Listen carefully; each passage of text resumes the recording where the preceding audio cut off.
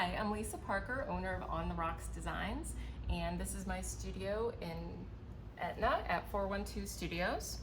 And one of the things that I enjoy during the Etna art tour is explaining how my jewelry is made. Normally during the Etna art tour, I have this whole area full of displays and my jewelry on display and available for sale. But since we've been in this pandemic, I have switched a little bit to some acrylic pour painting. So this has all been replaced for painting right now, which also are available on my website. But back to my main thing is jewelry making. So over here is where the process begins. All of the design process starts here, and I do a process called lost wax casting. These are some pieces in progress, which will become pendants and a sculpture. So everything is made in wax first and replaced with molten metal. The second part of the process is attaching a sprue, which acts as a channel. It's this pink right here, and that acts as a channel for the molten metal to reach the design.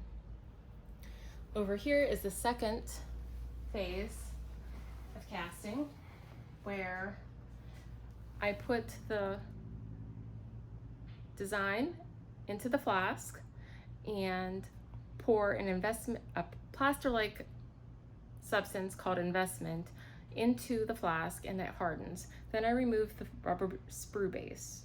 That hardens, and then once that hardens, I put it in the kiln over here, and the wax burns out over a period of time, approximately 8 hours. Once that's ready, then it goes on to a vacuum caster. And I have a furnace here which melts the metal between 1700 and 1800 degrees, and I pour the molten metal into my flask and replace my negative space with molten metal. Once that cools, then I quench it in a bucket of water, and then I get something like this right out of quenching. All the pieces are one of a kind because the mold is broken. And then so over here I have some finished pieces and some more pieces in progress. I do more of the finishing process and polishing at my home workshop.